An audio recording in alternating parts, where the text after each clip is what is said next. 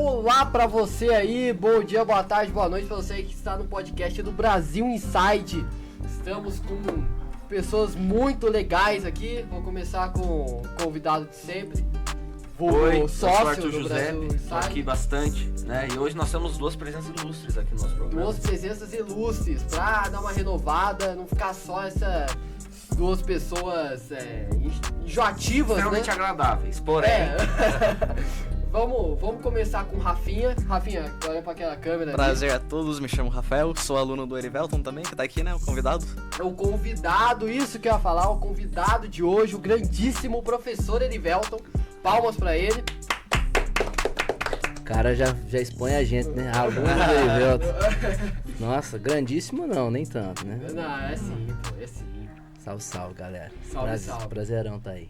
Boa. Ó, antes da gente desenrolar o papo, vamos falar dos nossos patrocinadores. Arthur, comece aí. Bom, nós temos como patrocinadores hoje, né, eles que apoiam a gente já há bastante tempo, a Endovita e a Vita Turismo. A Endovita, aquela que cuida da sua saúde bucal, localizada aqui no centro de Taubaté. Então você pode entrar em contato pelo telefone e pelo e-mail que estão na nossa bio do Instagram. E você pode estar consultando lá, enfim, com todo o carinho e cuidado que o tratamento bucal exige. E a Vita Turismo, né, que vai fazer aquela viagem gostosa para você, para sua família, naquele preço bom, no destino assim perfeito para você aproveitar, né? Então entre em contato com eles, que eles estão sempre aqui apoiando o Brasil Inside. Também, além desses dois, temos aí o personal Marcos Gia Júnior, que está aqui com a gente. Pra você que quer ficar no shape, ter qualidade de vida, ter qualidade de saúde, dá uma ligada pro personal Marcos Gia, que ele vai conseguir adaptar o treino à sua rotina e fazer de você, como pode ser, de você com uma saúde melhor, ok? Tô precisando disso aí. Cara, dá um salve nele, que isso é importantíssimo, hein? Tá certo, valeu. Aquela dorzinha da coluna, que você tá ali, chatinho, às vezes o que você precisa é de um treino ali, 30 minutos, 3 vezes na semana, já sara, é quase milagre. Ó, o Arthur, vai desenrolando aí que eu já volto. Tá, vamos lá. Na verdade, vou esperar aqui. Né? Espera, faz Carol. as coisas na improviso mesmo. Tudo bem. E aí, Carol, beleza? Eles fazem isso na minha prova também. Eu só vaga um tempinho, agora é só ir lá e Mas é bem pouco tempinho, tá? Pode ficar tranquilo. Tudo bem? Boa noite. Esse improviso acontece nas provas também, eu percebo isso aí. Mas tá tudo bem, né, Carol? Oi, Carol, tudo bem? Presente, Carol, tudo bem? Boa noite. Ah, Tá bom, vou jogar a Bonito. pergunta. oi? Tá falando bonito? Eu sou bonito, né? Falei que você tá falando Eu bonito. falo bonito, né? Sou mineiro, ué. É. Não é pra cortar isso aí não, viu? Quem estiver editando. Vai, Vamos lá. contextualiza aí, então. Pra ela? Tá bom, a gente só se apresentou, tá? Entendi. Oi, gente, tudo bom? Isso aqui, né? Tudo bom, gente? Tudo bem, Carol. Tudo bom, E Edvaldo? você, Carol, tudo bem? Bem. Tá bom. Mais ou menos, né? Acho que eu só tô bem porque eu ainda não vi a nota da sua prova. Você não viu a nota da minha prova? Realmente, fique bem até amanhã. Tá bom, vou jogar a pergunta introdutória aqui. O Erivelton já vai falando um pouco dele. Como é que é a sua... O quê? Fala que uma pessoa entrou, né? Ué, mas eles já conhecem. Todo mundo já conhece a Carol. Carol, todo mundo já te conhece. Diz ele. Conhece. Tô bem conhecida, pelo menos. Uhum. Mas vamos lá.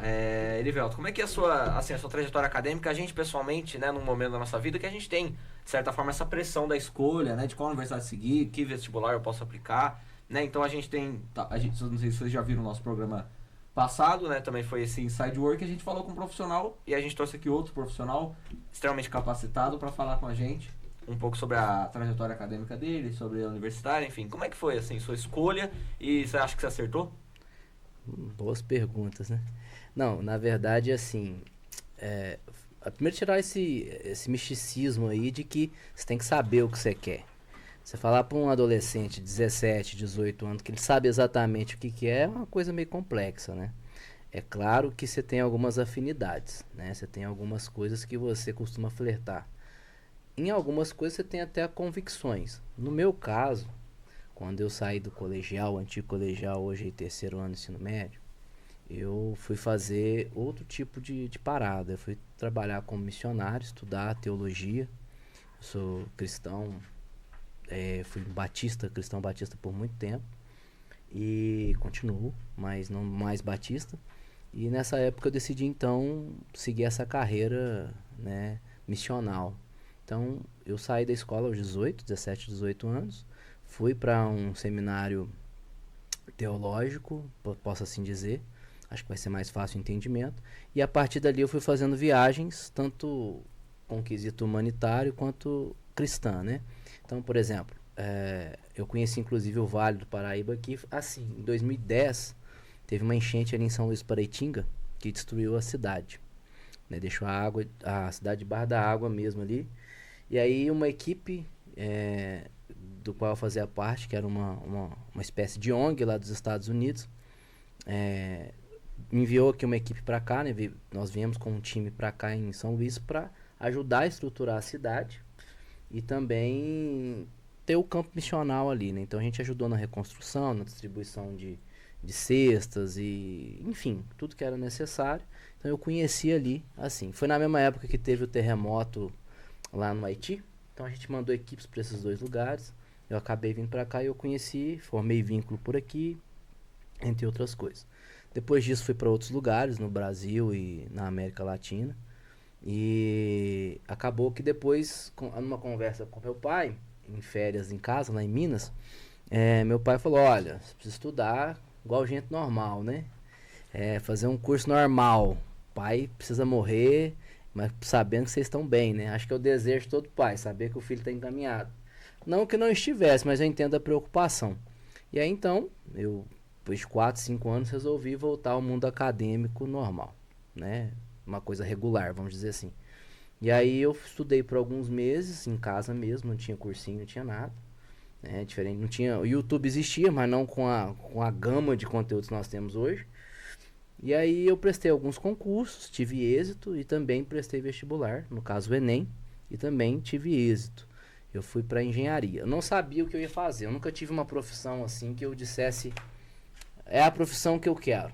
Meu sonho é ser advogado, meu sonho é ser fisioterapeuta, nunca tive essa profissão que eu falasse assim, nossa, flertava com algumas coisas, mas nunca, se eu não for médico eu vou morrer infeliz.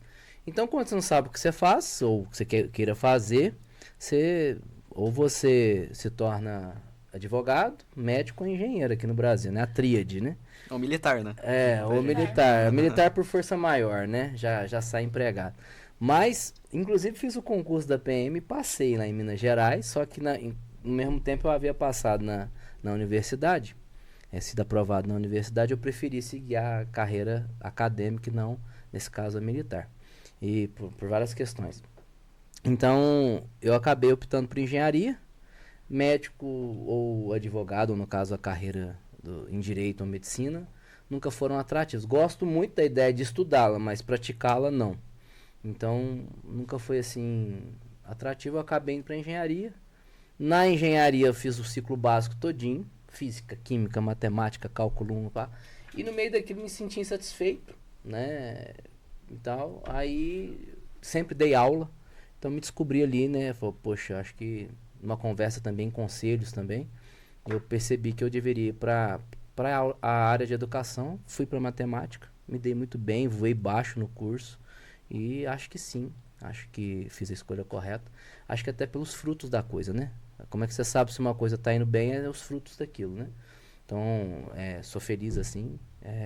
A minha renda, diferentemente do que as pessoas às vezes pensam sobre o mercado de educação, não é uma renda das piores. Lógico, poderia ser sempre melhor, mas para mim é suficiente, para minha família, né? Para mim e minha esposa também é suficiente, tem sido bom. Claro, sempre pode ser melhor, mas comparado com os meus amigos que seguiram na engenharia, posso dizer que boa parte deles não estão ainda, porque infelizmente o país passa por essa recessão. E a gente, quando eu digo recessão, né, comparando com as recessões que a gente já teve, não. Eu digo pensando, quando o país não consegue empregar os engenheiros que ele forma, quer dizer que ele tem uma defasagem industrial, tecnológica. Então, infelizmente eu digo isso. Que escolher a educação me colocou numa posição de emprego e uma questão financeira até melhor que boa parte dos meus amigos engenheiros, não é uma coisa, é feliz pessoal, mas não é uma coisa feliz pensando no país. Então sim, eu acredito que eu fui para um caminho, é uma coisa que eu amo fazer, dar aula. Às vezes tem que suportar vocês, né? Tirando essas coisas, mas, como diz, se pudesse dar aula para os não alunos, não existe isso, né? Mas brincadeira à parte, eu gosto muito do que eu faço, não me arrependo não. Mas também, convenhamos, vai. 4 dos melhores alunos dele aqui estão entrevistando ele aqui. Não tem muito o que Exatamente. reclamar, né? Aí, ó. Fala de você, né? Não. É assim, ó, aluno nunca é só uma nota, né? Mas claro que a nota diz muita coisa. Mas assim, não é só isso. Então, por exemplo, a Carol tá aqui preocupada com a nota. Mas como pessoa e como aluno, não tem o que reclamar. Pode ser que às vezes uma notinha ou outra fica a desejar, né, Carol? Mas depois você Só às dribla, vezes. depois você dribla ali dribla a situação e consegue entregar, né? Então tá certo, tá tudo resolvido, né? Nem todo mundo é matemático. Surpreender. É? É, o efeito surpresa, né? Tô entendendo. Mas é isso aí. Mas até uma questão interessante, você tem alguma coisa que você queira falar? Cara, eu gostaria mais de te perguntar exatamente, tipo, você disse ali que você tava na faculdade de engenharia, você não tava muito satisfeito assim. Queria te perguntar se teve algo em especial que fez você ir pra educação. Tipo, você sempre teve isso de trabalho social, né? De ali Tá. em São Luís. Isso. Você sempre quis ajudar as pessoas muito, assim, tipo, Sim. sempre foi muito assim. Falar que eu sempre quis uma palavra muito forte, né? Porque eu acho que assim, as pessoas têm essa mania de endeusar a caridade que ela faz, né? Mas na verdade, do meu ponto de vista, da minha religião, da minha fé, a gente só faz algo porque alguém proporciona isso pra gente, né? Ou em nós. A gente por si só, a gente não tem essa beleza toda, não. Isso não é um mérito meu. Mas, querendo ou não, faz parte da minha vida no sentido de ação. Mas não foi exatamente isso que me fez para a educação. Quando eu fiz engenharia, eu comecei na engenharia civil. Só que vai puxar a vida, não é uma coisa. Fui para engenharia de materiais, inclusive é um curso maravilhoso. Talvez seja um dos cursos mais lindos que eu já vi na minha vida. Você saber ali as redes cristalinas do material, o DNA, entre aspas, do material. Por que a gente usa louça cerâmica e não outro material, porque ela é refratária, ela segura o calor. Cara, é maravilhoso. Você saber, por exemplo, por que hoje quando o seu celular cai, hoje nem tanto, mas a gente tem outras tecnologias, mas quando o celular caía, ele começava a se desmembrar todo. Lembra dessa? Não sei se vocês tiveram um celular assim, né? Que ele caía, bateria para um lado, capinha para o outro. Aí você vai entender o porquê, né? Porque você está dissipando energia ali, você está dissipando contato, você está fazendo com que a força seja separada, então consequentemente você quebra menos o celular. E a gente fala, hoje em dia tudo é descartável. Ou por que um carro, por exemplo, quando você dá uma batidinha, ele quase desmonta inteiro, afunda. Aí você pensa assim, quando era um Fusca puro ferro, quando ele batia, o impacto era todo absorvido por quem estava dentro. Então qualquer batida era praticamente fatal. Hoje o carro ele vem absorvendo o impacto ali na sua, entre aspas, lataria. Quando você vai descobrindo essas coisas, você fala, tudo faz sentido. Então é um curso assim, extremamente... nossa, maravilhoso o curso. O porém era o mercado de trabalho. Que é uma coisa que eu acho que eu falo muito para meus alunos, assim, quando a gente tem a oportunidade, é isso. Não entender o curso como profissão. O que eu quero dizer com isso? Cara, nem tudo que você vai ver no curso, tudo que você vai estudar, é uma coisa que de fato vai acontecer no mercado de trabalho. Então, quando eu falo uma coisa dessa, eu falo, não, engenharia de material, vou fazer esse negócio. É difícil, é um curso muito difícil. Vou fazer esse negócio. Legal demais essa parada. Beleza. Só que quando você vai para uma realidade de mercado de trabalho, não exatamente você vai fazer essas coisas pirotécnicas, loucas, maravilhosas que a gente está falando aqui. Então, assim, isso era um fator que me pesou muito. Cara, como eu desenvolvi projetos na universidade, eu trabalhei, por exemplo, desenvolvendo fibra para telhas de fibrocimento, né? Para quem não sabe, a telha de amianto, né? O amianto ele é muito cancerígeno. Então, na produção, depois de pronto, tá tudo bem. Aquelas telhas cinzas, sabe? A antiga Brasilite, né? Algumas pessoas tratam como Brasilite, que era a marca. Então, a gente queria substituir o amianto, que é uma fibra mineral, por uma fibra vegetal. Então, por exemplo, você pegava lá resíduo de casca de mandioca. A gente processava aquela fibra para tentar substituir o amianto por essa questão cancerígena na indústria. Só que aí tem outros fatores, né? A gente desenvolveu com a fibra de banana, por exemplo, resíduo de banana, e deu certo. Chegou bem perto das taxas do que o Inmetro, por exemplo, exige para isso. O problema é onde você vai produzir tanta banana, tanta casca de banana, para você conseguir produzir em massa aí uma quantidade de telha suficiente e tal. Então tem essa questão de logística. Legal, isso é muito da hora. Só que quando você vai...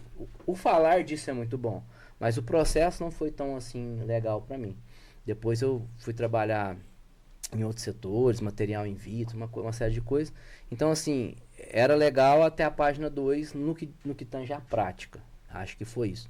Porque, assim, apesar de eu ter a minha personalidade um pouco introspectiva, essa questão aqui pra mim eu não abro mão. Então, o fator prático talvez tenha me deixado um pouco, assim, não contente com a profissão. E não é por culpa da profissão. Volto a dizer, o engenheiro muitas vezes hoje ele vai ser contratado para fazer uma outra função, porque no que tange a engenharia ele não consegue espaço. Então, eu tive essa sacada de ver lá na frente. Então, tem amigos meus que são engenheiros, mas trabalham no setor administrativo. Ou tem engenheiros que vão dar aula, porque não conseguem emprego. Aí eu fico pensando na frustração. Você formar em engenharia e no final das contas você ter que dar aula no setor básico, né? Matemática, física, química, sendo que você não se preparou para aquilo. Você não tem nenhum psicológico para aquilo. Então, quando eu vislumbrei isso aí, eu acabei tomando as decisões. Aí também tem aquela questão, aquelas convicções ali que você tem no seu íntimo, aquela vozinha interior que você fala, peraí, essas coisas, essas intuiçõezinhas que... E os conselhos também, conselho de pai, de mãe, de amigo, né, e tal. Então, foi mais ou menos nesse sentido. Mais ou menos nessa linha, né, a sua outra resposta eu achei interessante, que puxa um gancho para uma pergunta que eu queria fazer, né? O que acontece? A gente vê a colegas meus, por exemplo, que tem interesse em ser professor, sabe? Mas às vezes tem aquele pé atrás, às vezes tem um... Foi uma indireta? Por quê? Não, só tô perguntando. Não foi, tá? Não tenho pensado nada em mente. Mas às vezes acaba sendo dissuadido essa ideia, ou não, talvez não seja muito interessante. O que você acha, assim, pensando nesse jovem que tem interesse em ser professor? Cara, de verdade, falando sério, sem as piadas aqui, até porque hoje nós estamos com o tempo um pouco mais corrido. Cara, de verdade, assim, primeira coisa, conselho que eu dou pra todo mundo, faça alguma coisa que minimamente você gosta ou se veja fazendo. Por quê? Tudo que você for fazer, você vai odiar. De verdade mesmo. Ah, professor, eu amo fazer psicologia. Cara, é um dos assuntos que eu mais gosto, psicologia. Mas no dia que você entrar na faculdade de psicologia, você vai se perguntar o que você está fazendo naquela desgrama ali. Porque tudo que te dá trabalho, te movimenta nesse sentido, te causa um certo ódio, uma certa desconexão com aquilo. Normal, velho. É trabalho, por isso que chama o negócio, chama trabalho. Se fosse para ser divertido, era parque de diversões, que não é o caso. Então, se você faz uma coisa que você tem a mínima afeição com aquilo, já é difícil. Imagina você fazer uma coisa que você não tem nenhuma afeição com aquilo. Então, não é que você trabalhe com o que você gosta, você nunca terá trabalho. Mentira. Você tá desmentindo um dos maiores pensadores. Não, beleza, pode ser pensador em muita coisa, mas isso eu acho que é uma mentira, pelo menos para nossa realidade de hoje. Não é à toa que a gente é a era do burnout, né? Então, assim, se você perguntar para a maioria das pessoas que tem burnout ou crise de ansiedade, elas trabalham com coisas que elas gostavam, pelo menos até um certo tempo. Então, partindo desse pressuposto, a gente tem que pensar assim, se é uma coisa que me atrai, que eu acho interessante, que eu acho nobre, cara, já é meio caminho andado para você se decidir. Segundo, vai da sua realidade. Em que sentido da realidade? Poxa, a profissão professor é uma profissão de base. O que é profissão de base? Educação, segurança, alimentação e saúde. São coisas que sempre vão precisar. Então, médico você sempre vai precisar, por mais que seja tecnológico, você vai precisar. Setor de alimentação, o povo nunca vai parar de comer. Segurança, infelizmente, vai precisar. Por mais que você esteja num país que a gente fala assim, poxa, aqui não tem criminalidade. Mas se você tirar todos os polícias dali também, uma hora vem alguém que pensa assim, ninguém tá olhando. Então, no mínimo de segurança você sempre vai precisar, e educação é continuidade da sociedade, não tem como não ter. Então, é um setor de base. O que isso significa? Que dificilmente você vai ficar sem trampo. Então, se você não vai ficar sem trampo, já pra mim, num país e no mundo, que você tem uma certa insegurança e instabilidade, ter uma profissão que você, de alguma forma, nem que for um trampinho ali, se arruma, acho que é uma coisa a se pensar, né? Eu acho que a gente precisa pensar. Agora, o que é o grande problema? A realidade da educação que a gente vive. Aí, se você for perguntar pra mim, eu diria assim, talvez exista outra coisa a se fazer. Porém, quando eu paro pra pensar nas profissões, eu acho que hoje não tem uma profissão que não te provoque burnout. Eu acho que hoje não tem um campo de trabalho que você seja extremamente... Não é feliz, não quero usar essa palavra, mas pleno, acho assim, Até porque, infelizmente, a gente confundiu muito a nossa existência com a nossa função. E aí, consequentemente, a sua função está uma porcaria, porque as relações estão uma porcaria. E, consequentemente, você se torna uma coisa assim. Então, do ponto de vista de salário, poderia ser melhor. Eu acho que a gente está muito atrasado em relação a outras coisas, né? E aí eu falo de um geral, né? Escola pública, privada. Porque quando a gente aumenta muito no setor público, isso sobe o privado também. Porque não faz sentido um cara trabalhar no setor privado, sendo que no público ele está recebendo mais. Então, as coisas precisam andar junto, né? Então, quando você vê um professor fazendo greve, alguma coisa assim, isso abrange toda a classe de professores. Isso é importante. Entendeu? Então, outra coisa, né? A gente tem um cenário legislativo em relação à educação muito ruim, né? A gente tem uma questão geracional. Então, tudo isso é um conflito, né? A gente tem uma geração que vem aí que ela é menos ela se socializa menos. Então, tudo isso é um fator que talvez vai distanciando cada vez mais as pessoas da sala de aula. Não é à toa que existe aí várias pesquisas dizendo que até 2040 a gente tem um grande apagão de professores. Hoje nós já estamos tendo. Tem muita gente com diploma, mas tem muita gente que não tem a mínima possibilidade, o mínimo quesito ou requisito para estar ali, né? Então, mas voltando assim, sendo menos prolixo, cara, se é uma coisa se você namora com aquilo, e se você não é uma pessoa assim, herdeira, é um caso a se pensar em fazer assim. Eu deixei engenharia para fazer, né? Para seguir a área de educação. Confesso, tem seus desafios, mas, contudo, entretanto, todavia, eu acredito que seja uma boa jornada, assim, sabe? E eu acho que os campos vão melhorar. Então, assim, o professor que se manter no mercado de trabalho, e aí eu tô pensando na perspectiva a longo prazo, vai acontecer o quê? O apagão, né? Então, é bem possível que os que estão e ficarem serão, né, bem quistos aí por todo mundo. E eu acho que as coisas tendem a mudar, porque senão, cara, a gente perde um dos principais setores da sociedade. Então eu faria, né? Até porque não tem muito tempo formado, tem o quê? Eu entrei na faculdade 13, por mais uns 5, 6 anos, põe greve no meio aí, tá tudo certo também. Então, assim, dou aula desde 2016.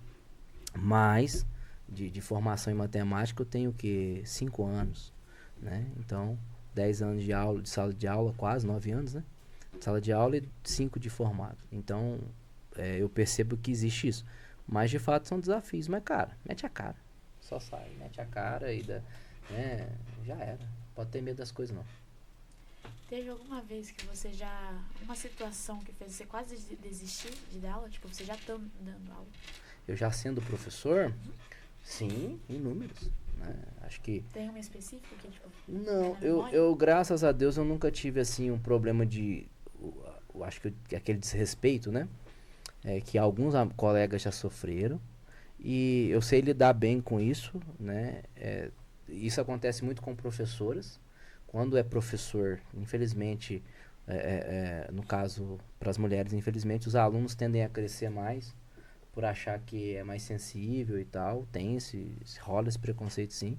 A gente percebe que quando é professor, né, o respeito ele tende a dar uma imperada porque tem essa questão infeliz do gênero. Então eu nunca sofri assim, um grande desrespeito, né? Aquela coisa assim, pô, o aluno me confrontou. E quando aconteceu perto de mim, eu soube lidar com aquilo. Deus me deu essa graça de saber lidar com a questão. Mas acho que a maior situação que tem é a frustração. Quando você se pega num ambiente... Porque assim, ó, quando você está ali desenvolvendo um programa de computador, depende de você. E da internet só, da estabilidade da internet. Quando você está atendendo como fisioterapeuta, é você e o paciente e a genética ali, né? A situação, o problema. Quando você está na contabilidade, né? Você depende de você e das leis. Você tem que seguir uma série de leis, série de tributos e tal. E aí você tem que saber o que você está fazendo. Mas quando você vai dar aula, o seu trabalho não é você, né? Seu trabalho é o aluno. Então, tipo assim, e aí existe aquele tabu, né? Quando dá errado é o professor, mas quando dá bom é o aluno. Então, o que eu quero dizer isso? É um trabalho que não depende só de você. Então, você pode ser o melhor, você pode ser, eu brinco assim, né? Você pode ter a inteligência do Einstein com a didática do Cortella e ainda assim seu trabalho ser um fiasco. Porque não depende exclusivamente de você. E aí você tem que lidar com isso. Não é uma profissão que pode ter ego. É uma profissão que você tem que ter o mínimo de ego. Porque, atualmente falando, né? Então, acho que o que já me fez pensar em desistir foi a frustração de. Tipo assim, e aí eu tive que lidar com isso, né? Porque eu tenho sempre uma mente analítica e geralmente quem tem essa mente, ele acaba trabalhando muito sozinho. Então ele consegue desenvolver muita coisa porque depende dele, depende do esforço dele. Quando você vai para uma sala de aula, cara, você pode... Teve aulas que eu falei, nossa, hoje eu dei uma aula ruim. Mas teve aulas que eu já falei assim, poxa, cara, eu queria ter assistido essa aula. E sair com a sensação de, ao mesmo tempo, feliz, triste. Porque, às vezes, os alunos não corresponderam. Poxa, eu dei aquela aula. Eu falei coisas aqui que se o cara pegar, pá, vai destravar ali um monte de abstração na cabeça dele. Então, essa frustração. Mas, contudo, entretanto, todavia, depois no outro dia, outro dia. O bom de lidar com o ser humano é isso. Um dia um aluno, você fala, oi, bom dia, fulano, o cara... Quem é você? Mas no outro dia ele vem e te abraça. Então, você lidar com esse misto de emoções ajuda, ao mesmo tempo atrapalha. Então, o que já me fez pensar em desistir foi essa frustração. Mais que qualquer outra coisa, desrespeito, dificuldade em dar aula, questões geracionais, né? Como eu disse, eu não tive esses grandes eventos de desrespeito. Mas essa frustração, porque nós vivemos numa cultura que não ovaciona, não considera a educação. Tipo assim, a gente tem que provar por A mais B que é importante estudar o tempo todo. Então, assim, às vezes a gente gasta mais tempo dizendo pro camarada que ele precisa desse capital do que necessariamente dando aula. Então, o problema não é a sala, o problema é o país, né? Aí você vê, por exemplo, os pais, e isso não é do nosso colégio, né? Do colégio onde a gente se encontra, o trabalho vocês estudam, mas assim, você vê uma geração de pais em geral que acha normal o filho, por exemplo, colar uma prova, né? Acha normal o filho não ter compromisso de horário. Gente, a gente entende que imprevisto acontece. Mas como que você vai falar para esse aluno, por exemplo, que ele precisa estudar, sendo que quem o cria, quem o educa de verdade, não o faz? Então você lida com esse choque cultural. E aí você tem que entender onde você está. E aí você abstrai. Seu trabalho é seu trabalho. Uma coisa que me ajuda muito é isso. Eu não sou o meu trabalho. Eu faço o meu trabalho. Ponto. Tem uma crise que a gente tem é isso. A galera se confundir com a função que ela exerce. Meu trabalho é uma parte da minha vida. E graças a Deus, apesar de eu passar muito tempo no trabalho, ele significa pouca coisa da minha vida. As pessoas não. Mas o meu trabalho significa pouco de mim. Não é uma coisa que eu perco paz pensando no meu trabalho. Quero trabalhar, gosto de trabalhar, mas é uma pequena parte da minha vida, né? É lógico, se eu ficar desempregado, né, eu vou me preocupar muito mais com isso. Mas não com o trabalho em si, mas com a situação, né? Então, isso me ajuda muito. Quando você entende que o seu trabalho é só uma parte da sua vida e que ele é mutável, se amanhã tudo der errado, a gente faz outra coisa, né? Lógico que eu tô falando de uma maneira simplista. Eu tenho sou casado, minha esposa trabalha, ainda não tenho filhos. Então, isso me permite ter essa liberdade de pensamento. Quando a gente pensa numa outra realidade, talvez não seja tão simples assim. Mas para vocês que ainda não são pai e mãe de família, vão seguir uma carreira ainda. Então, entenda isso. O seu trabalho é apenas um trabalho. Faça com excelência. Eu vou todos os dias dormir tranquilo em relação ao meu trabalho. E entenda, tem dia que você vai dar 30%, tem dia que você vai dar 130%. A gente é ser humano. Outra coisa que é importante dizer, a profissão professor lida com o ser humano, só que dos dois lados, né, cara? Às vezes a gente tem uma certa, assim, as pessoas, o aluno esquece, né? Que o professor também tem problema, que o professor também perdeu um pai, que o professor também tem desenteria, que o professor também tem dor de garganta, que o professor também tem crise de ansiedade, né? É um humano ali o tempo todo. Então, assim, às vezes, o professor não fez. Gente, pô, o cara tá mal, você não sabe o que ele passou. A diferença é que o aluno às vezes chega ali, tem aluno que não fala nada, só deita na carteira. Você tá bem? Não, tô de boa, professor. Aí você já entende que a pessoa não quer falar. Tem aluno que já chega escrito, terminei meu namoro. E aí a gente é obrigado a entender. Só que tem professores também que terminam um casamento, que também terminam um namoro. Só que a diferença é que esse professor, como é o adulto da relação, eu acho isso uma discussão que deveria ter para frente, Ele simplesmente bota no bolso e dá aula. Então, essa é uma questão que precisa ser debatida. Então, te respondendo, acho que é frustração, mas hoje eu lido melhor com isso. Eu me frustro ali naquele começo, mas peraí, o que eu posso fazer? E como é que essa turma funciona? Né? Tipo assim, até porque, Carol, a gente tem que ter uma consciência seguinte, toda relação ela tem uma mão que vai e uma mão que vem, né? E a relação profissional, principalmente a do professor, é isso. Entende? E assim, eu sou professor de matemática. Graças a Deus eu tenho uma boa relação com os meus alunos, mas geralmente professor de matemática não tem. Então tu não acha que eu sou professor de história, de artes, de educação física, porque eu me dou muito bem com os meus alunos, graças a Deus. Mas assim, que geralmente o professor de matemática é o cara que te dá o zero, das primeiros zeros da sua vida, é um professor de matemática. Porque você chega ali no sexto ano, primeira série, tudo bonitinho, borboleta, parará. Chega no sexto ano, muda tudo, e o primeiro zero vem ali de matemática, né? Então, a gente é odiado por nascença. Acontece. Então, graças a Deus, eu tenho essa questão. A matéria não ajuda muito. E eu entendi uma coisa. Eu não dou aula para formar matemáticos. Ponto. Tem o Rafael aqui que tem uma série que é uma inclinação muito boa para exatas. Ok. Mas eu entendi que, né, meus alunos não serão matemáticos em essência. Queria que fosse, né? Tipo assim, seria legal que todos compreendessem que a matemática vai permear qualquer área da vida. Legal. Mas eu tenho esse entendimento. Cara, eu não vou, sei lá, exigir de um cara que quer fazer artes, psicologia, que ele saiba o nível de matemática que um futuro engenheiro químico, sei lá o que, saiba. Mas, contudo, entretanto, todavia, o camarada também usa desse artifício, sou de humanas, sou de biológicas, para ser um péssimo aluno em exatas. Uma coisa não tem nada a ver com a outra. O básico você tem que saber.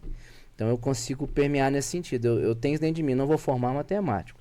Vou ensinar o máximo que eu puder. Se a turma me exigir uma aula de faculdade, eu vou dar uma aula de faculdade. Mas eu tento sempre trazer o seguinte, dentro desse bolo aqui, se ele saber isso aqui pra mim, já é o suficiente. Então tá tudo certo. É a mesma coisa do cara que ensina biologia. Nem todo mundo vai saber. Vocês estavam lá pelejando, né? Com lipídio, carboidrato, proteína, o que é uma coisa é outra. Aí depois foi lá pra botânica, não sei das quantas. Beleza, vai fazer a prova, é importante saber. Quem vai para essas áreas tem que saber mesmo. Mas eu entendo também que se amanhã ou outro dia o cara não saber o que é uma relação sexuada ou assexuada ali naquela situação, tá tudo certo também, né? Imagina, o mínimo tem que saber. Mas eu entendo que a gente não está formando pessoas específicas na nossa área. E aí a gente tenta fazer do básico melhor. Certo. E assim, o senhor citou, né, o comportamento do aluno. O que você acha que é o maior desafio ou o maior problema que a nossa geração tem enquanto estudante, assim, né? Você que tem contato diariamente com jovens da nossa idade, assim. Cara, na verdade, eu acho que o maior... São muitos, tá? Mas a gente vive numa cultura que não é de estudar, né? Por exemplo, você vai pra China. Esquece aí agora as virtudes políticas do negócio. Você vai pra China. No dia que eles vão aplicar o Enem lá da China, que eu esqueci o nome agora, existe uma lei que não pode ter barulho. Os alunos que são de províncias e cidades de interior e vão para as grandes capitais ou metrópoles e tal, participar da prova, Gaokao, não é isso? Eu acho que é essa mesmo, Diogo, Gaokao. Uma coisa assim, é o Enem lá dos caras. Os alunos que saem do interior e vão para cidades de aplicação, uma semana antes, ou sei lá, alguns dias antes, as famílias fazem festas, celebram aquele momento. Meu filho está indo para a oportunidade da vida dele. Aqui a gente faz piada com quem se atrasa no Enem. Você entende a diferença de cultura? Então, por exemplo, eu sempre brinco assim, né? E aqui não tem nada a ver com a raça ou etnia, alguma coisa. Ah, você está me perguntando onde a gente vai usar a báscara. Enquanto você me faz essa pergunta, o Japinha ali do lado, né? Ele está perguntando se o exercício está certo. Ele não quer saber necessariamente o pragmatismo da coisa, que a gente pragmatizou a educação, né? Eu só preciso estudar o que eu vou usar. Mas, cara, depende. Lavar prato. Eu vou lavar um prato. Eu preciso de matemática? Não. Mas também não preciso de literatura. Também não preciso de física. Também não preciso de geografia. Então, assim, isso é muito relativo. Vou usar pra quê? E aí as pessoas não entendem. Então, assim, o que eu vejo que é a dificuldade? Entender a cultura do estudo, né? E a gente usa o estudo como uma possibilidade de fonte de renda. Ele o estudo, o IBGE acho que vai apontar, acho que quase 80%, não quero ser infiel no dado, que quem tem diploma universitário, ele aumenta em 80% a sua chance de ter um bom emprego. Então, de fato, o estudo ele é uma ascensão para a renda, e sim. Contudo, entretanto, não é uma garantia. Só que aí as pessoas entendem que sim, porque na geração passada usava-se unicamente o diploma para isso. Então, assim, o maior desafio é essa cultura. E a segunda coisa, né, é que nós temos uma ascensão, né, de uma classe social que ela aconteceu, só que ela ascendeu de forma monetária, ou seja, os pais começaram a ganhar mais, saíram ali da classe baixa, foram para uma classe média e tal, só que veio só no monetário, não veio no capital cultural. Não adquiriu a cultura necessária correspondente àquela classe, né? Então, assim, o cara tem um iPhone, mas ele não tem nem noção do que significa isso, tanto socialmente como tecnologicamente. Então, assim, nós temos esse efeito na sociedade, nós temos a ascensão social, monetária, mas não tem a ascensão cultural. E aí o Pierre, o francês sociólogo, vai dizer que isso tem que andar junto, né? Capital cultural e capital monetário. Então o maior desafio é ter esse entendimento, né? E aí a gente lida com um monte de distração. O brasileiro é um povo inquieto, né? E um povo que se mostra muito.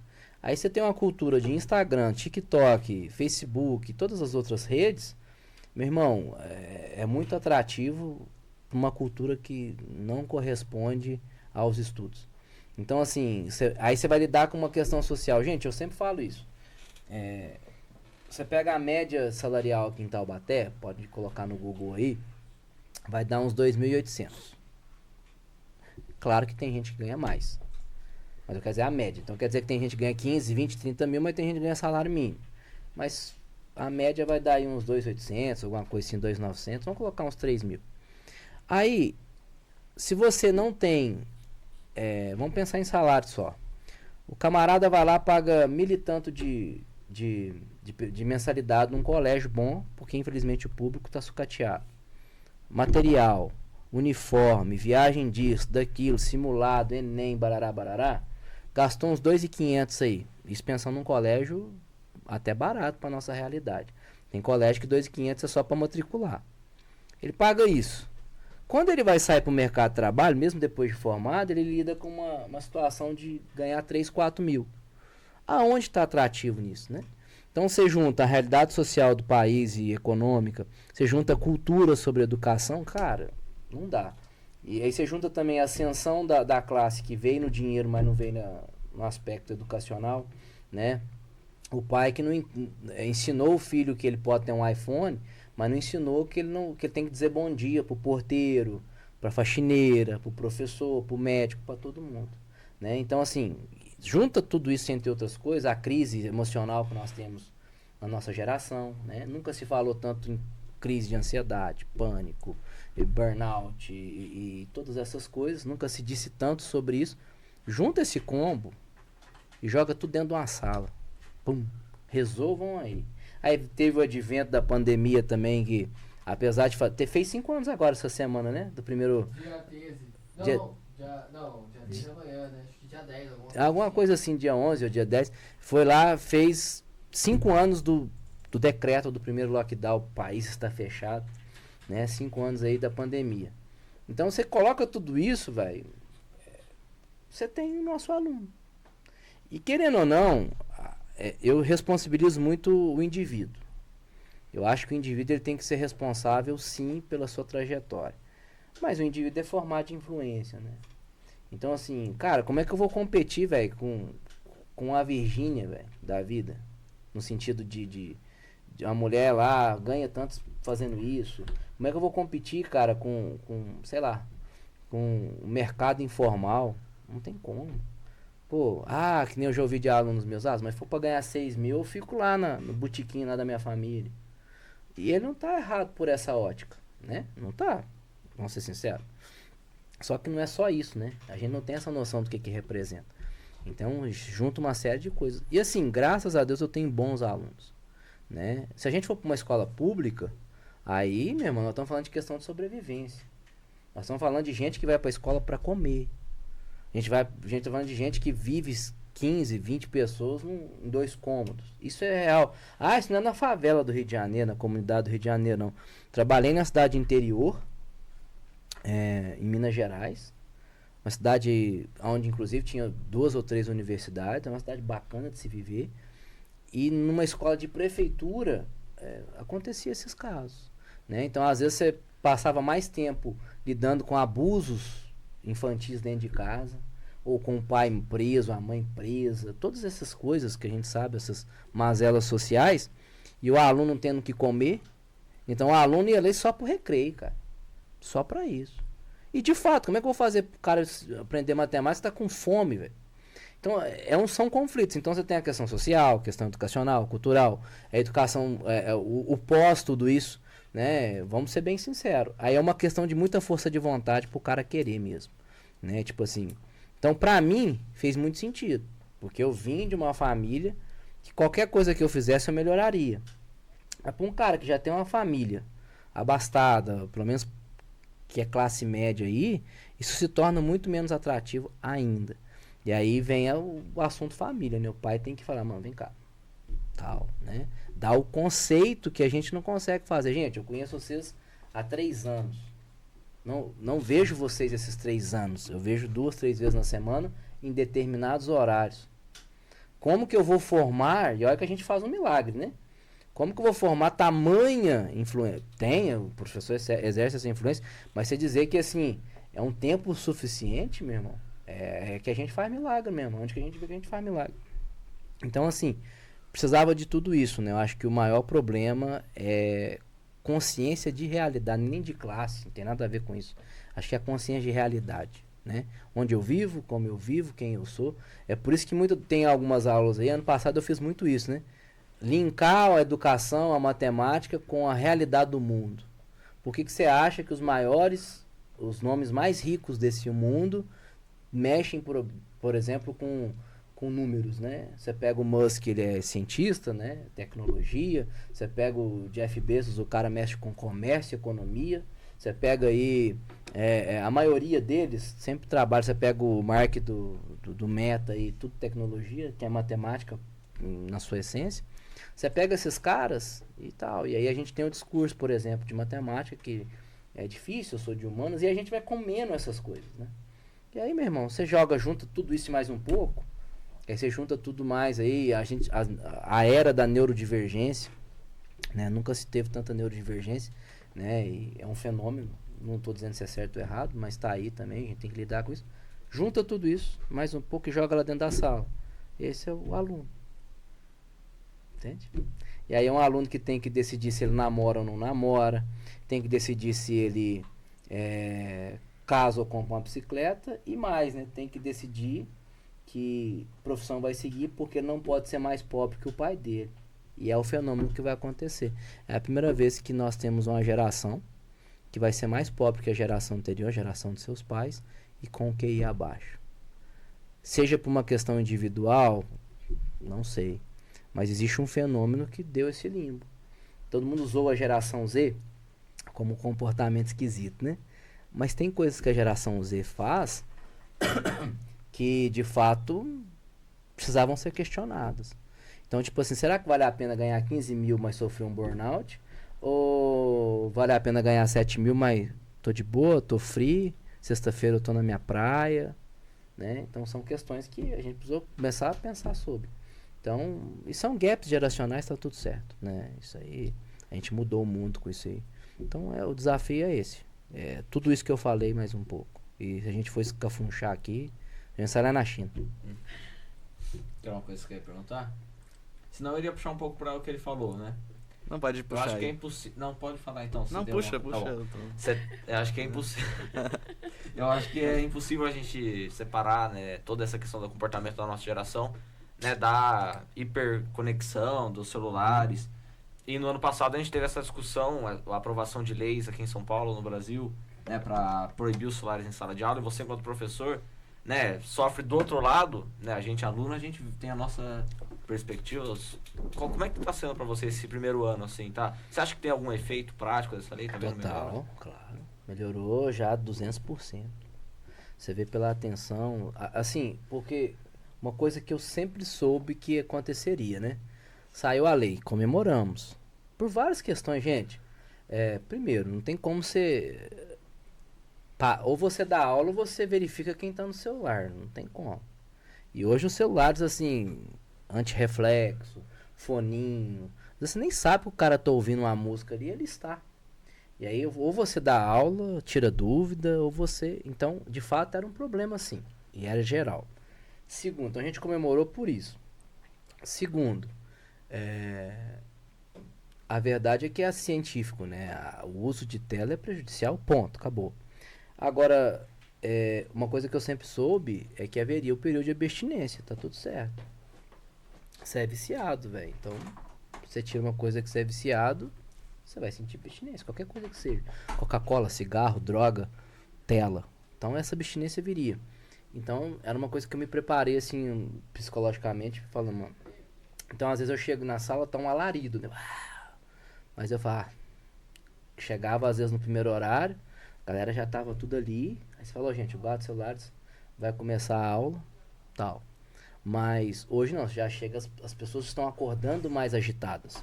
Pra mim, do ponto de vista pessoal, é bacana. Porque assim, era uma coisa que eu vivia muito na minha sala de aula. A gente tem essa convivência. Essas conversas que você fala, nossa, eu lembro do que o fulano falou. Você lembra o que aconteceu? Você lembra aquele dia? Você lembra aquele negócio?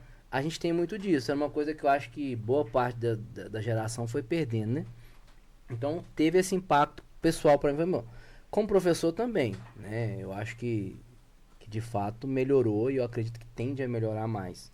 Entendeu? Ah, mas não foi um retrocesso? Gente, a questão é a seguinte, né? Tudo que a gente não sabe lidar, a gente tem que impor. Acho que é isso, né? Se você não sabe lidar com a situação, tem que virar regra. Porque não precisava de uma lei. Se todo mundo soubesse a hora de usar, não precisava de lei, não. Né? Mas como a gente não sabe, então a gente precisou ter essa lei, né? Então, assim, eu vejo como uma questão que de fato está surtindo efeito. As relações começaram a ficar melhores, né? Hoje, por exemplo, teve uma situação, né? Os alunos estavam com prova, eu já tinha acabado meu conteúdo, sobrou alguns minutos, eu deixei um aluno ir para a lousa e tirar a dúvida dos outros. E ali eu vi um professor excelente, e eu vi os alunos interessados, e até as piadas mudaram. Porque se tivesse o celular, alguém ia tentar tirar uma foto e fazer alguma montagem. Cara, a piada virou social, né? A brincadeira virou social. Então, até isso mudou, né? E aí, quando eu falo brincadeira, fico tranquilo, não houve bullying. A brincadeira que eu falo, aquela piada que seria só de um grupinho do WhatsApp, virou uma piada que todo mundo ouviu. Pô, o cara falou uma palavra esquisita, o cara emendou um trocadilho, pronto. Né? Então, assim, é uma coisa que eu acho que mudou também, né, essa questão. Então, pra mim foi muito válido. Eu entendo que nós somos uma geração conectada, eu entendo sim. Só que, cara, ninguém tá mandando ser desconectado. A gente só tá colocando um tempo. Ponto. Eu acho que é isso, né? E assim, até porque no mercado de trabalho você não vai poder usar, né? Tem gente que, sou contra, Gé. Não tem como, não, cara. Se as pessoas tivessem noção, quando falta o bom senso, existe-se a lei. Pronto. Bom senso morreu, a lei nasceu. Acabou. Usar de lei, não jogue lixo na horta do vizinho. Usar de um trem desse. Mas por que faz? Porque tem um bendito que joga. Entendeu? É isso. Tá, a gente tá se aproximando do final. Vocês têm alguma pergunta? Pode fazer alguma aí, Carol. Não sei. Tá Vou bom, fazer então. alguma coisa, Tá. Rafa. Até agora eu não vi você falando. Posso fazer uma aqui? Vem no meu microfone. Posso ir? Pode, vem. Lá vem o Diogo. Cheio de paixão. Excuse me. Calma aí, eu tenho que colocar a câmera em você. Ah, não, já tá em você. Tá tranquilo. Oi. Sou eu aqui, fazendo uma pergunta pra finalizar com chave de ouro. Medo. Medo. Cara, como pra você, tipo, Não sei se você já respondeu essa pergunta, enfim, mas eu acho muito interessante. Como que pra você, como a educação deve ser vista, cara? Por que eu faço essa pergunta? Porque há pessoas que veem a educação, por exemplo, como uma forma de conseguir emprego. Você vai lá, pá, estuda, joga o diploma, emprego. Tem outros que falam que não, que é um progresso da ciência, tipo, uma forma de você impor a ciência, que, tipo, você dá continuidade à ciência, os cidadãos conhecerem ciência. Outros falam que não, que é uma forma de você continuar a sociedade. Pra você, como que você vê a educação? O que é educação na sociedade? Boa pergunta. E muito abstrata. Dá pra fazer um outro podcast só com isso. Mas de maneira sucinta, ela é a continuidade da humanidade. Simples.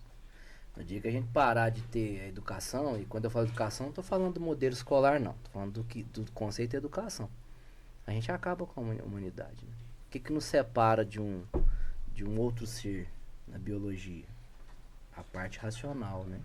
Só que se a gente não desenvolve o racional, a gente se torna um bicho de novo, né? A gente se torna um animal, né?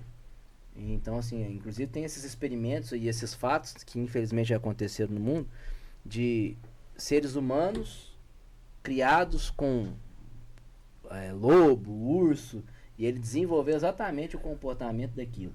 Ou seja, se a gente não tem esse fator racional desenvolvido, a gente volta ao retrocesso aí, chega a ser até beirar a ser animal mesmo. Então, mas isso é muito subjetivo. Sim, é muito subjetivo. Mas de maneira prática, cara, quando você tira a educação, aí eu tô pensando em educação na família, educação da cultura, educação técnica básica, você tira qualquer pressuposto de evolução, né? Então, assim, na verdade, quando eu tenho educação, eu não só tenho a continuidade, eu tenho a qualificação também, né? Para mim, educação é qualificação também. Quando você tem um ser educado, você tem um ser que qualifica a sua própria existência, né? É tipo assim, eu não preciso explicar o óbvio, eu não preciso criar uma lei, porque eu tenho um ser que é educado. Eu tenho um indivíduo ali que entendeu o parâmetro. E aí a gente melhora, e não só continua, mas a gente melhora. Porque também continuar uma coisa ruim é melhor não continuar às vezes, né? Eu vou continuar um trem ruim, não continua não, é melhor parar. Então a ideia da educação é vamos continuar, mas vamos continuar melhor. Então assim, para emprego, ok, a gente já falou sobre isso. Para tecnologia, ok, mas assim, de maneira geral, cara, eu acredito que vai chegar um tempo, acredito assim, né?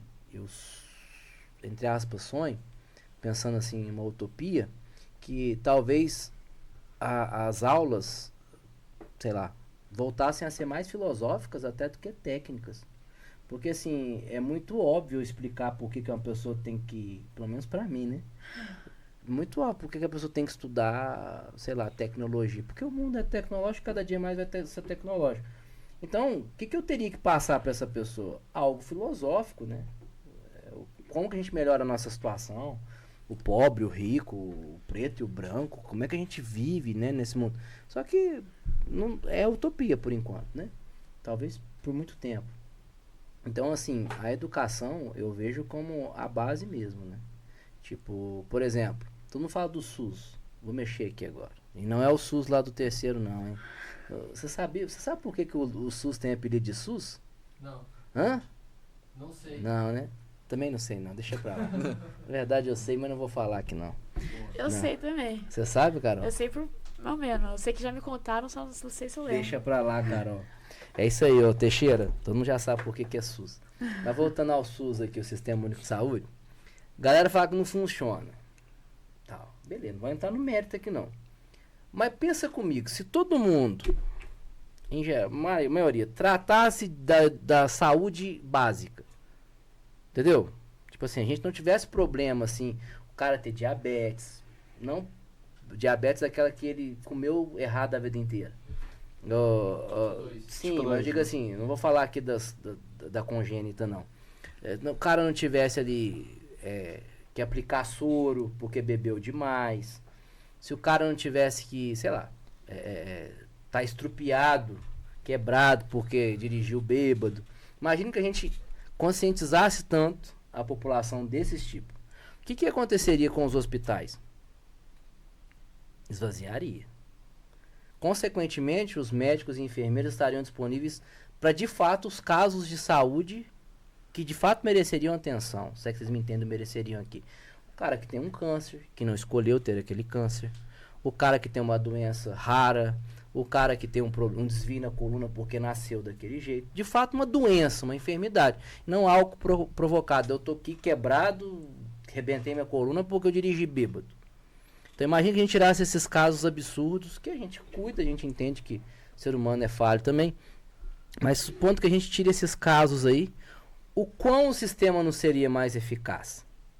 Então compreende que a educação ela não só melhora o indivíduo no sentido assim, mas ela levanta uma situação que toca um monte de coisas. Inclusive, eu dou essa questão, quanto de coisas não funcionariam se a gente tivesse um mínimo de educação. Então eu dou esse exemplo do SUS assim, não funciona, a gente reclama dele, ok, mas já pensou o quanto ele é abarrotado? Teve inclusive, abre um parênteses aí, né, não sei se era médico ou vereador, lá na Bahia, filmando um posto de saúde, uma UPA, não sei o que era, um hospital, no período de carnaval, vazio, bicho. Aí ele falou assim, caraca, então no período de festa ninguém fica doente. Depois ele acho que volta filmando, depois que acabou o feriado, a galera tudo lá. Se a gente tivesse consciência de não meter os atestados loucos aí que a gente mete, porque tem os válidos, mas tem os caras que a gente sabe que mete o atestadão ali, né? Imagina o quão não funcionaria melhor. Então, quando a gente pensa nisso, é uma questão de educação, né? E a educação ela sempre traz bom senso. Aí tem que ser uma educação crítica. Aonde que a gente gostaria de chegar, né? Tipo, cara, beleza, eu como professor de matemática, consegui chegar num ponto aonde a gente consegue, sei lá, falar das tecnologias na área de saúde. Beleza, chegamos. Agora vamos falar da ética da matemática nas tecnologias da saúde. Aí seria uma aula humanista, assim, pô, e aí sim, velho, que da hora. Mas a gente nem consegue chegar sequer nas tecnologias de saúde, né? E tá tudo certo, a gente convive com isso. Tá tudo certo, não tá, né? Mas assim, a gente não consegue, a gente ainda tá nesse setor básico aí. E a ideia é essa. Tem gente que fala assim, onde eu vou usar tal coisa? Então, a minha ideia era chegar nessa tal coisa. Se a gente acompanhar, a gente chega nessa tal coisa. A gente não consegue porque não tem essa noção. E aí, ao invés de a gente lutar para reverter, a gente fala assim, para onde eu vou usar isso aqui? Coloca o defeito na coisa ainda. Onde eu vou usar a famosa fórmula de Bhaskara? Então, se a gente conseguir desenvolver ela, entender como ela funciona, quem sabe a gente chega na aplicação. Num exame, numa indústria, quem sabe? Beleza. O problema é que a gente não chega lá. Aí o que a gente fala? Isso aqui não serve pra nada. Passei mais um dia sem usar seno, cosseno. Gente, eu passei mais um dia também sem citar Camões. Gente, eu também passei mais um dia sem usar o cálculo da lei de Newton. Pelo menos não diretamente. Ela tá acontecendo aí. Mas não usei. Passei mais um dia também sem precisar de um fisioterapeuta. Gente, essa ideia de passei mais um dia sem fazer alguma coisa, essa coisa não serve, é a coisa mais idiota que eu já vi na minha vida. Passei mais um dia também sem posto de gasolina, mas amanhã eu vou ter que ir. Então quer dizer que o posto de gasolina deixou de servir porque hoje eu não usei. Então assim, é umas coisas que a gente faz. Mas isso aí, pra gente encerrar, é o tal da autossabotagem, né? Quando você não consegue chegar no destino, você sabota aquele caminho, né? Então, por exemplo, aí vai um tag aí pros os brothers, alunos que irão assistir. Quero fazer medicina, a gente sabe que é extremamente concorrido. Aí o cara fica com medo de assumir que quer fazer uma medicina ou um curso extremamente concorrido. O que ele começa a fazer? Acho que vou fazer veterinário. Ele fala isso. Só que assim, na verdade aquilo é uma autossabotagem. Ele sabe que é muito difícil. E com medo de chegar lá, não passar e se frustrar ou frustrar quem está ao redor das expectativas, ele já começa o processo de sabotagem aqui agora.